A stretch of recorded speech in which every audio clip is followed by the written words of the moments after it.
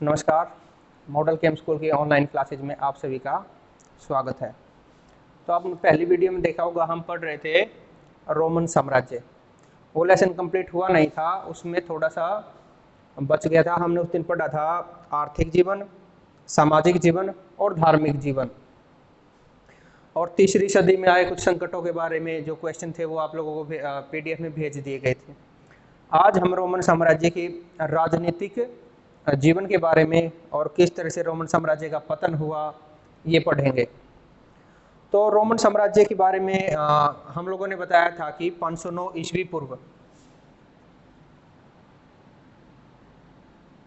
509 ईस्वी पूर्व वहां पर गणतंत्र की स्थापना हो गई थी। गणतंत्र अर्थात सेनेट, वहां की संसद, वहां के जो है रोम जो साम्राज्य था, वहां के जो बड़े बड़े पूंजीपति थे, जो रसूखदार व्यक्ति थे, तो उन्होंने सेनेट का निर्माण किया था और जो महत्वपूर्ण फैसले थे वो लेते थे। हालांकि राजा का पद होता था लेकिन सारी शक्तियां राजा के पास नहीं थी। उसके बाद हमने वो डिस्कस किया था अगस्टस के बारे में, तो यहीं से आगे शुरुआत करते हैं। क्या है, 509 ईस्वी पूर्व जो है गणतंत्र की स्थापना हुई। उतार चढ़ाव आते गए लेकिन गणतंत्र बना रहा। लेकिन क्या है, 44 ईस्वी पूर्व जो राजा था जिसका नाम था जूलियस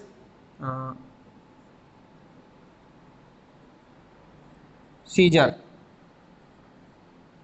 उसकी हत्या कर दी जाती। हत्या करने के कारण जबरदस्त ग्रह युद्ध जो है वो प्रारंभ हो गया रोमन साम्राज्य के अंदर। उस समय क्या है, जूलियस सीजर का कोई उत्तराधिकारी नहीं था। तो उस समय क्या है, जूलियस सीजर की मौत का बदला लेने के लिए जूलियस सीजर की बहन का पोता था जिसका नाम था ऑक्टेवियन।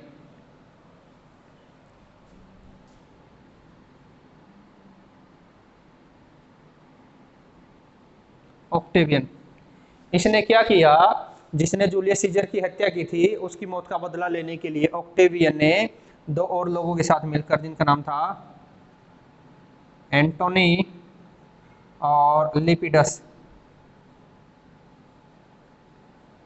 मिलकर एक ग्रुप बनाया तीनों का।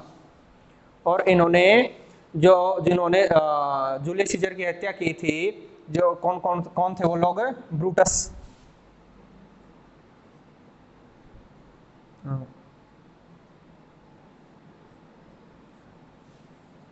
ब्रूटस जो मुख्य अपराधी था उसके इन्होंने मौत के घाट उतार दिया। और मौत के घाट उतारने के बाद ये साइड हट गया, लेकिन इन दोनों के अंदर उत्तराधिकार को लेकर युद्ध हुआ जिसमें ऑक्टेवियन जीत गया। और ऑक्टेवियन जीतने के बाद जब वो अपनी राजधानी पहुंचता है, रोम की राजधानी पहुंचता है, तो लोगों ने इसका जबरदस्त स्वागत किया और इसको ऑगस्टस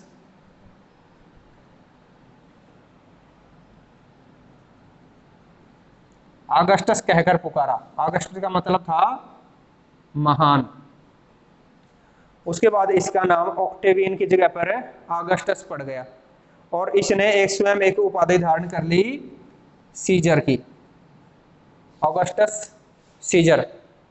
और ये गद्दी पर बैठा 27 ईस्वी पूर्व, 27 ईस्वी पूर्व। और कब तक शासन किसने किया, 14 ईस्वी तक। ये ईसा पूर्व और ईस्वी, इसका डिस्कस हम लोग पहले कर चुके हैं। 27 ईस्वी पूर्व से लेकर 14 ईस्वी तक इसने शासन किया और अनेक सफलताएं हासिल की, अनेक इसने सुधार किए। क्या क्या सुधार किए, सबसे पहले तो इसने रोमन शांति को स्थापित किया। रोमन शांति क्या था, जब जूलियस सीजर की हत्या हुई तो जबरदस्त गृह युद्ध प्रारंभ हो गया, जिससे क्या है रोमन साम्राज्य के अंदर शांति भंग हो गई थी। तो पहली बार इसने गद्दी पर बैठते ही सबसे पहले इसने रोम साम्राज्य के अंदर शांति स्थापित की। जो जूलियस सीजर के हत्यारे थे उनको मौत के घाट उतार दिया, अन्य जो अपराधी थे उनको इसने दंड दिए, उनको जेल के अंदर डाल दिया और शांति स्थापित की। उसके बाद इसने क्या किया, सेनेट के साथ अच्छे संबंध स्थापित किए। सेनेट क्या है, उस समय वहां की संसद का सेनेट कहते थे। तो इसने सेनेट के साथ अच्छे संबंध किए, स्थापित किए। अमीर, ईमानदार और अपने खास सहयोगी, खास इसके जो लगाव वाले जो व्यक्ति थे उनको इसने सेनेट के अंदर स्थान दिया। इसने सेनेटरों की जो संख्या थी, पहले थी 1000, उसको घटाकर इसने कर दिया 600। धीरे धीरे अपने पक्षधरों को इसने सेनेट में स्थान देने प्रारंभ कर दिए और बाद में इन सेनेटरों ने क्या किया, अपनी जो सारी शक्तियां थी वो ऑगस्टस को दे दी और वो एक और धीरे धीरे क्या है, गणतंत्र की जगह स्थान पर राजशाही जो है रोमन साम्राज्य के अंदर आ गई। उसके बाद उसने क्या किया, आर्थिक सुधार किए। आर्थिक सुधार, आर्थिक सुधार कैसे, उसने जो अत्यधिक जो कर थे उनको समाप्त किया। सबसे पहले जो इससे पहले जो राजा थे वो अपनी भोग विलासिता के कारण काफी क्या कहेंगे, बदनाम हो चुके थे जनता के अंदर। तो इसने जो फिजूल खर्ची है उसको समाप्त किया, शाही खजाने को इसने भरा, जो अतिरिक्त कर थे उनको समाप्त किया। और उसके अलावा जो है इसने सेना का हम अलग से पॉइंट करेंगे, सेना की संख्या जो थी 6 लाख थी उसको घटाकर 3 लाख कर दिया। तो काफी खर्चे के अंदर जो है कमी आई और आर्थिक स्थिति जो है इसने मजबूत की। सेना के अंदर इसने क्या सुधार किए, अगर हम सैन्य सुधारों की बात करें,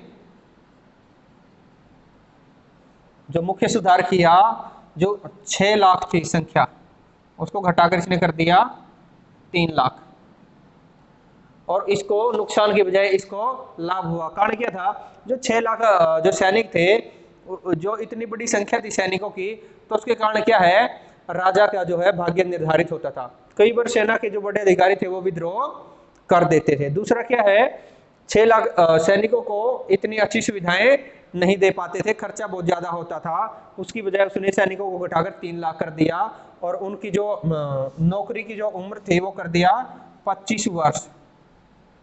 प्रत्येक सैनिक को कम से कम भी 25 वर्ष सेना के अंदर कार्य करना होगा। इससे पहले क्या है, ये उम्र निश्चित नहीं थी। तो कई बार क्या है, युद्ध की स्थिति के समय जब उन सैनिकों को लगता था कि अभी युद्ध है या मौसम नहीं है या उनको कोई और काम होता था, तो सेना से वो भाग जाते थे। लेकिन इसने क्या किया, 3 लाख परमानेंट सैनिकों को अपनी सेना के अंदर भर्ती किया।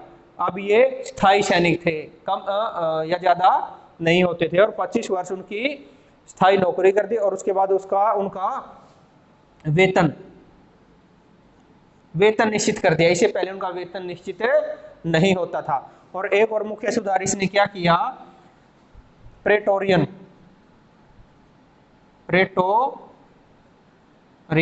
गार्ड, प्रेटोरियन गार्डों की नियुक्ति की। कितने प्रेटोरियन गार्ड, 9000।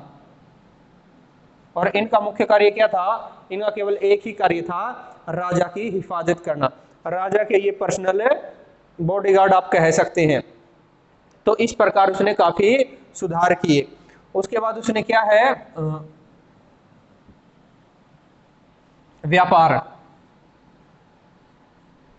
व्यापार को बढ़ावा दिया। विदेशी व्यापार और देशी व्यापार दोनों को बढ़ावा दिया। उसके अलावा उसने जो राजमार्ग हैं, जो सड़कों का निर्माण करवाया। उसके अलावा इसने समुद्री बेड़े का निर्माण करवाया, जिसने क्या किया, समुद्री जो डाकू थे उनका सफाया करवा दिया। तो इस प्रकार उसने अनेकों सुधार किए और रोमन साम्राज्य को मजबूत बनाया। उसके बाद ऑगस्टस के बाद बारी आती है टिबेरियस की।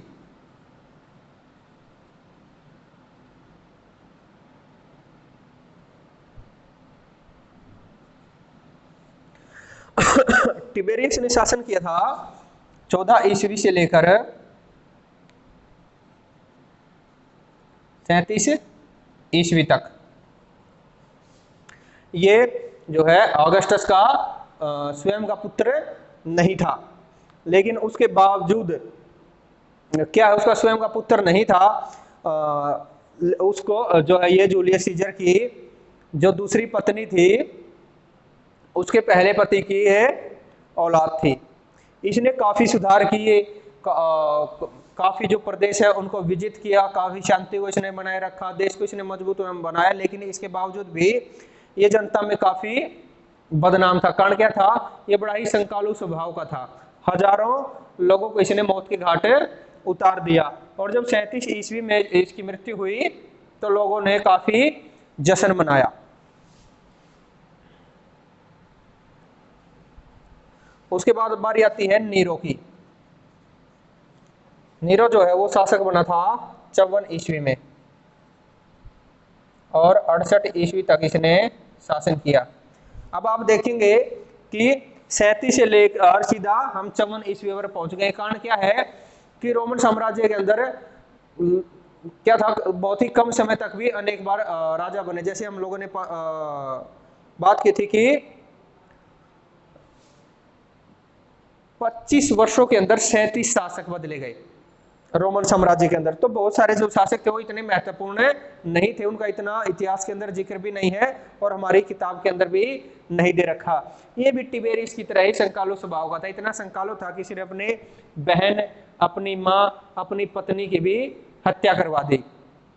और इसके शासनकाल में क्या है, एक बार रोमन साम्राज्य के अंदर जबरदस्त आग लग गई।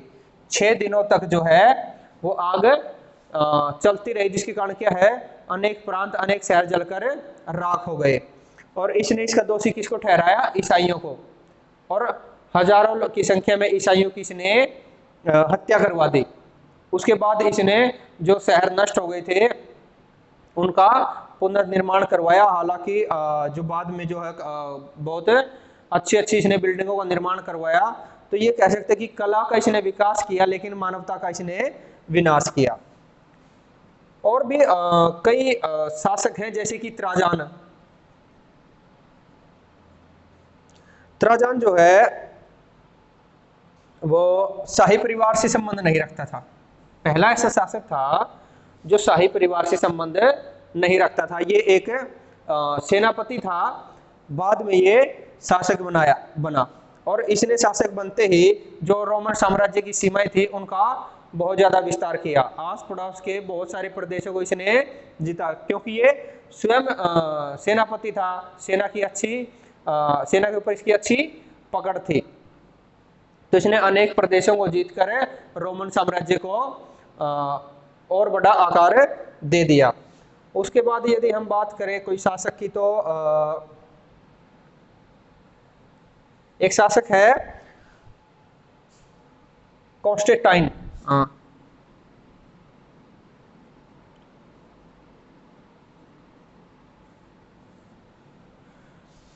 इसने क्या था, इससे संबंधित जो विशेषता, इसने एक तो सॉलिडस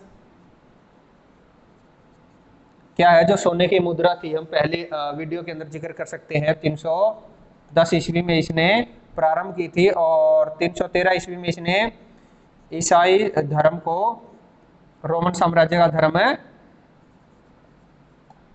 सुनिश्चित कर दिया। उसके अलावा ज्यादा डिटेल में हम लोग इन राजाओं के बारे में नहीं पढ़ेंगे, सिर्फ उनके नाम दे रखे हैं, ज्यादा वो महत्वपूर्ण नहीं है। और 2-4 राजाओं के नाम हैं जिनको हम PDF के रूप में आपके पास भेज देंगे। अब जो क्वेश्चन बचता है इस लेसन का वो है रोमन साम्राज्य का पतन।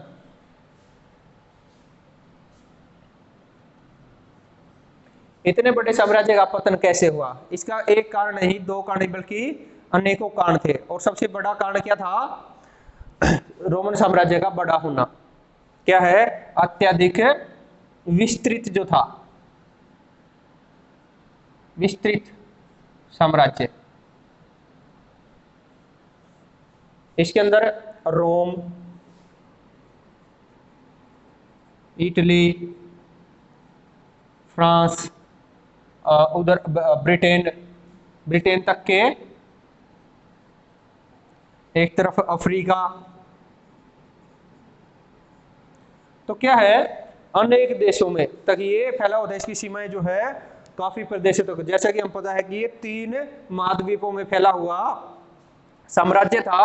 और इतने बड़े साम्राज्य को संभाल कर रखना बड़ा ही चुनौतीपूर्ण कार्य है।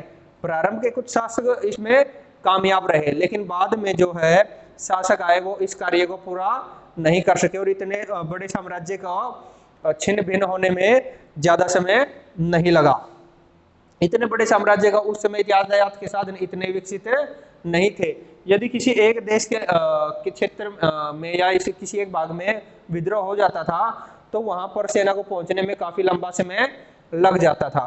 तब तक जो है दूसरे हिस्से में कहीं ना कहीं दूसरे हिस्से में जाकर विद्रोह की आग जो है जल उठती थी। तो इस प्रकार ज्यादा विस्तृत होने के कारण भी ये साम्राज्य ज्यादा जो है क्या है नहीं चल पाया। दूसरा कारण क्या था? सैन्य शक्ति का कमजोर होना, दुर्बल सेना।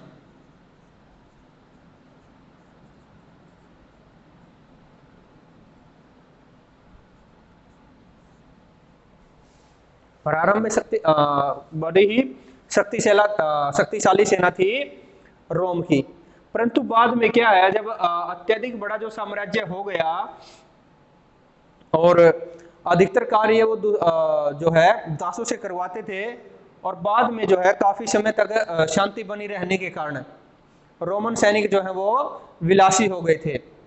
और दूसरा कारण क्या था? सेना के जो हैं अधिकारी किसी ना किसी राजा के खास होते थे। मान लीजिए प्रारंभ में कोई राजा है तो उसका किसी बड़े सैन्य अधिकारी के साथ कुछ निजी संबंध है, उसके बाद वो राजा बदलने के बाद उस सैनिक की शक्ति जो है कमजोर होगी, उसके बाद कोई और व्यक्ति को वो सेना का अधिकारी बना देते थे, जिस कारण क्या है सेना को मजबूत नहीं करवाया गया और सेना की जो ट्रेनिंग जो थी, अभ्यास जो थे वो उन लोगों ने बंद करवा दिए थे। ऑगस्टस के समय में जो सेना शक्तिशाली थी, संख्या बढ़ने के बावजूद भी इस प्रकार की शक्तिशाली सेना दोबारा नहीं बन पाई।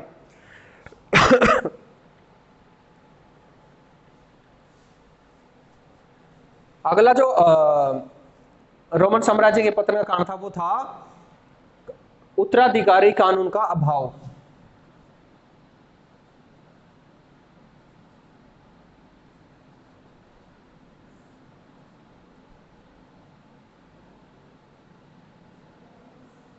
रोमन साम्राज्य के अंदर कौन शासक बनेगा इसका कोई अधिकार या कानून नहीं था। जैसे ही किसी राजा की मृत्यु होती थी तो उसके सगे संबंधियों के अंदर, सेनेटरों के अंदर और सेना के उच्च अधिकारियों के अंदर सत्ता प्राप्ति करने की होड़ लग जाती थी, जिस कारण क्या था गृह युद्ध प्रारंभ हो जाते थे। जो शाही परिवार के सदस्य थे वो एक दूसरे से घृणा करते थे, एक दूसरे को जान से मारने के प्रयास करते रहते थे। तो किसी भी राज्य के अंदर यदि उत्तराधिकारी का कानून नहीं होगा तो वहां पर उत्तराधिकार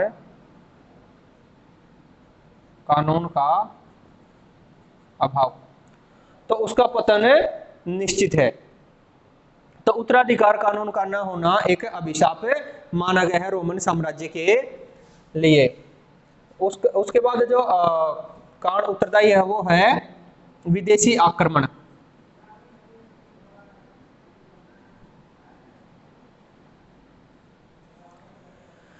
रोमन साम्राज्य के जो राजा थे उन्होंने अपने पड़ोसी देशों के ऊपर आक्रमण कर करके लगभग सभी पड़ोसी देशों को अपना दुश्मन बना लिया था। और बाद में क्या हुआ, जब वो पड़ोसी देश शक्तिशाली हुए तो उन्होंने आक्रमण करके इसको कमजोर बना दिया। अगर जैसे कि जर्मन जो जनजाति के लोग थे वो शुरू से लेकर अंत तक रोमन साम्राज्य के दुश्मन बने हुए। यहाँ ईरान की तरफ जो सीमा लगती थी, ईरान का और रोम का जो है लगातार संघर्ष चलता रहता था। तो विदेशी आक्रमणों के कारण जो है जो शासक हैं वो अपने साम्राज्य को संभाल कर नहीं रख सके। अनेक देशों के साथ सीमा लगती थी, इसलिए अनेक देशों के साथ इनके युद्ध भी चलते रहते थे। तो इतने ज्यादा युद्ध होने के कारण जो है रोमन साम्राज्य कमजोर हो चुका था और बाद में चलकर इसका पतन हो गया। अगला अगर कारण बात करें तो शासक, बुद्धिहीन शासक कह लेंगे या विलासिता। शासकों की विलासिता। कुछ एक शासकों को यदि हम छोड़ दें तो जैसे कि त्राजान या अगस्टस जो कि काफी बहादुर शासक थे, तो अधिकतर जो शासक थे रोमन साम्राज्य के वो भोग विलासी थे। अपना अत्यधिक समय वो सुरा और सुंदरी के साथ व्यतीत करते थे, बहुत ज्यादा धन का वो व्यय करते थे, यहाँ तक कि रानियां भी पीछे नहीं हटती थी और अत्यधिक मात्रा में वो पानी की तरह धन को बहाती थी, जिसके कारण क्या है रोमन साम्राज्य आर्थिक रूप से कमजोर हो गया। सेना पर वो ज्यादा व्यय नहीं कर सके और ना ही वो विदेशी मामलों पर, ना ही देश के अंदर शांति को बनाकर रख सके, और जिसके कारण जो है राजाओं की विलासिता के कारण जो है रोमन साम्राज्य की शक्ति को गहरा आघात लगा और आगे चलकर वो छिन्न भिन्न हो गया।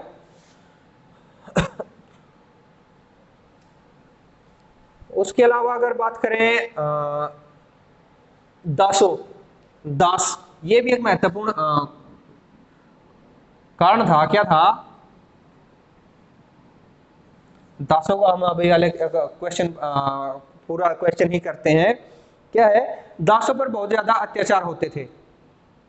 विदेशों के साथ अगर युद्ध हुए तो उन सैनिकों को वो बंदी बनाकर दास बना लेते थे। वैसे भी दासों की संख्या बहुत ज्यादा थी रोमन साम्राज्य के अंदर। अगस्टस के समय इटली की जनसंख्या थी 75 लाख, 75 लाख। उनमें से 30 लाख दास थे। तो आप अनुमान लगा सकते हैं कि कितनी बड़ी संख्या में दास थे, और उन दासों के ऊपर बहुत अत्याचार किए, जिससे क्या है वो दास उन लोगों से घृणा करते थे, और जब दासों की जरूरत पड़ती थी तो वो रोमन साम्राज्य का साथ नहीं देते थे। इन कारण से जो है रोमन साम्राज्य का पतन हो गया। और एक आखिरी क्वेश्चन है इस लेसन का, वो है दास प्रथा, दासों के ऊपर। तो हम सबसे पहले देखते हैं कि दास प्रथा क्या थी, पुरुष दासों की स्थिति कैसी थी।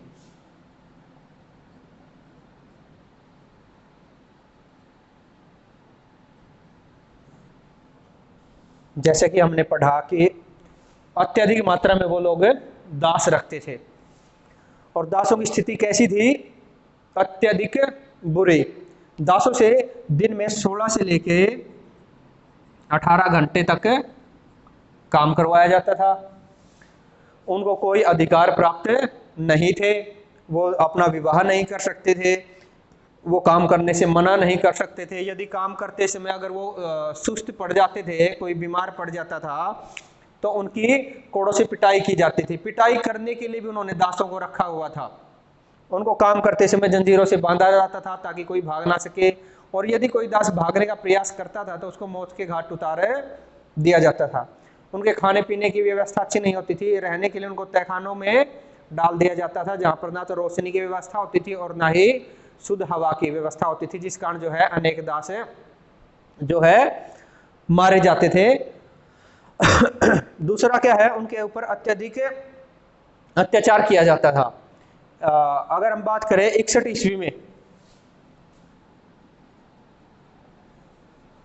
एक दास ने एक रोमन नागरिक की हत्या कर दी, एक रोमन अधिकारी की हत्या कर दी, जिससे नाराज होकर रोमन साम्राज्य के जो उच्च अधिकारी थे उन्होंने क्या किया, उस एक दास की गलती की वजह से उस छत के नीचे जितने भी सैनिक दास रहते थे, उस 400 दास रहते थे, जहां पर वो दास रहता था उसके साथ और 400 दास रहते थे, तो उन सभी को मौत के घाट उतार दिया गया। मौत के घाट उतारने के कारण क्या हुआ, सारे दास जो है भड़क गए, और उनमें से एक दास नेता था जिसका नाम था स्पार्टकस।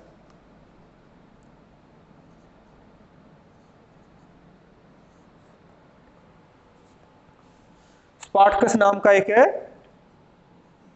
दास नेता था जिसने लगभग 70,000 दासों को इकट्ठा किया और एक विद्रोह कर दिया। इसके ऊपर काफी सीरियल और फिल्में बन चुकी हैं हॉलीवुड के अंदर। तो क्या है, दासों पर अत्याचार के कारण भी रोमन साम्राज्य का पतन हुआ, और आप देख सकते हैं कि रोमन साम्राज्य के अंदर दासों की स्थिति कैसी थी। यदि बात करें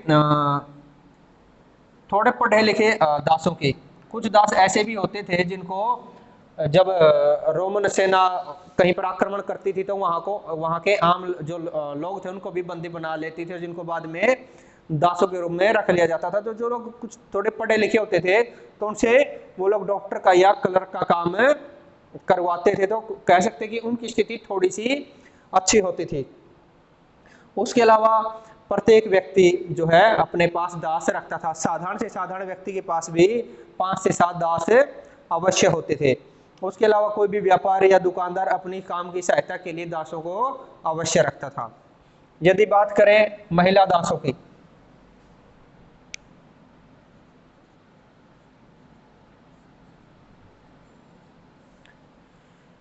इनकी स्थिति पुरुषों से भी बदतर थी। जो दासों के जो मालिक होते थे वो महिला दासों को भोग विलास की वस्तु समझते थे, उनका यौन शोषण करते थे, उनसे सारा दिन काम करवाते थे, उनसे भी लगभग 16 से 18 घंटे काम करवाया जाता था। महिलाएं क्या करती थी, अपने जो मालिक होते थे उनके बच्चों को दूध तक पिलाने का कार्य करती थी। उनकी महिलाओं को, उनकी मालिकों को और उनकी पत्नियों को सजाती थी। यदि सजाने में कोई कमी रह जाती थी तो फिर से उनकी कोड़ों से पिटाई की जाती थी, उनसे सारे घरेलू कार्य करवाए जाते थे। और बाद में जो है जब वो कार्य करने के लिए नहीं लायक रहती थी तो उनको वेश्यालयों में बेच दिया जाता था। तो इस प्रकार जो है यदि पूरे रोमन इतिहास की बात करें तो जो महिला दास थी इतनी बुरी हालत है अन्य किसी सभ्यता के अंदर महिलाओं की नहीं हुई जितनी रोमन साम्राज्य के अंदर महिला दासों की हुई थी। उसके बाद बात करें यदि बच्चों की, जो दास बच्चे थे इनसे भी कम से कम भी 4 से 5 घंटे खतरनाक कार्य करवाए जाते थे खेत में, या खतरनाक मशीनों पर इनसे कार्य करवाए जाते थे। इनको पहनने के लिए वस्त्र तक नहीं दिए जाते थे। ये अर्धनंगन बिना जूतों के ऐसे ही घूमते थे और अपने मालिकों का कार्य करते रहते थे। यदि किसी तरह से महिला या पुरुष दासता से मुक्त हो भी जाते थे लेकिन उनके बच्चे कभी दासता से मुक्त नहीं होते थे। दासों को मुक्त कर दिया जाता था लेकिन बच्चों को कभी भी मुक्त नहीं कर दिया किया जाता था। आजीवन वो दास ही रहते थे। आगे चलकर अपनी कीमत देकर या बूढ़े होकर ही ये आजादी प्राप्त कर सकते थे। उसके बाद बात करें यदि दास व्यापार की,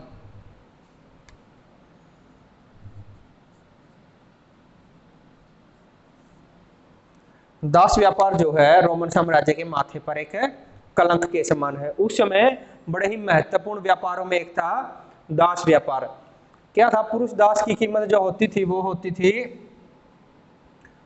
18 से 20 पौंड और महिला दासों की कीमत होती थी 8 से 10 पाउंड के बीच, लगभग इतनी इनकी कीमत होती थी। अब क्या करते थे, सेना जो है साधारण लोगों को या फिर पराजित सैनिकों को दास के रूप में पकड़ लेती थी, जिसको बाद में दास व्यापारी खरीद कर आगे बेच देते थे। तो ये उनकी कीमत थी जिनको, और कुछ जो ज्यादा सुंदर महिलाएं होती थी उनकी कीमत थोड़ी बहुत ज्यादा हो सकती थी, लेकिन नॉर्मल ये कीमत ही चलती रहती थी। तो उस समय जो है दास व्यापार काफी फल फूल चुका था, सबसे बड़े व्यापारों में से एक था। और यदि बात करें दासता से मुक्ति की,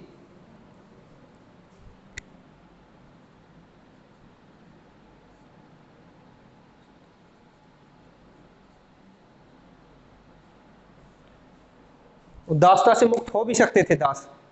उसका कारण क्या था कि कुछ दयावान जो मालिक होते थे दासों के, वो उनकी सेवा से प्रसन्न होकर भी किसी दास को मुक्त कर देते थे, या फिर कोई मालिक जो है अपने मृत्यु से पहले या दान के रूप में भी कुछ दासों को मुक्त कर देते थे।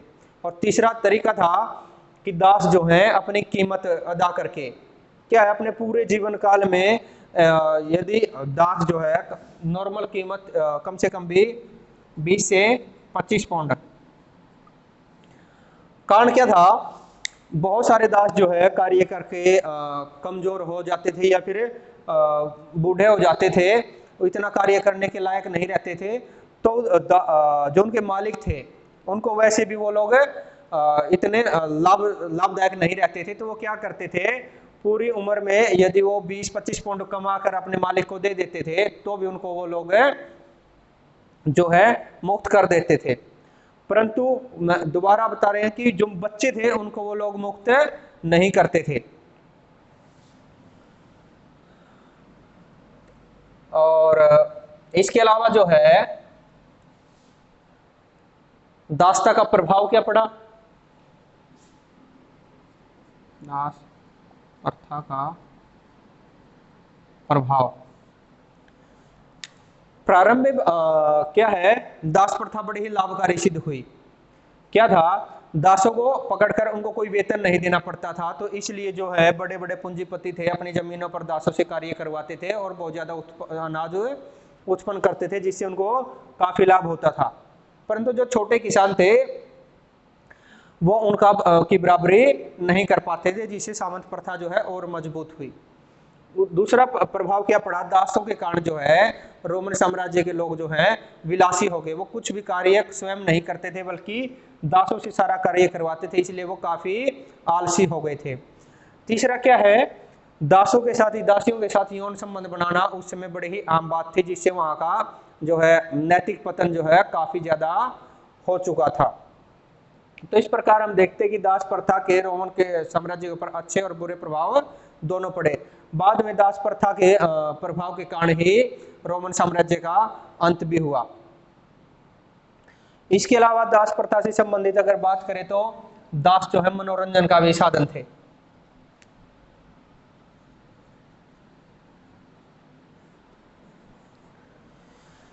दासों की लड़ाई करवाते थे रोमन साम्राज्य के लोग, आपस में लड़ाई करवाते थे और हिंसक जानवरों के साथ, और इस युद्ध में जो हार जाता था उसकी मृत्यु निश्चित थी। रोमन साम्राज्य में बड़े बड़े जो स्टेडियम थे जिनको हम कोलेजियम कहा जाता था उस समय, तो वहां पर दासों के आपस में लड़ाइयां करवाई जाती थी, जिसको रोमन साम्राज्य के लोग बड़े ही चाव से देखते थे। और कई बार तो दासों की हिंसक जानवरों के साथ भी लड़ाई करवा दी जाती थी, जिनमें उनकी मृत्यु निश्चित है। यदि कोई दास बच जाता था उस समय लड़ाई में तो दोबारा उसको लड़ना पड़ता था, तो क्या है उनकी मृत्यु निश्चित थी। तो इस प्रकार जो है ये लेक्चर हमारा लगभग समाप्त हो चुका है। आगे हम 4th लेक्चर में मिलेंगे। इससे संबंधित जो क्वेश्चन है वो आपको व्हाट्सएप ग्रुप में सेंड कर दिए जाएंगे। धन्यवाद।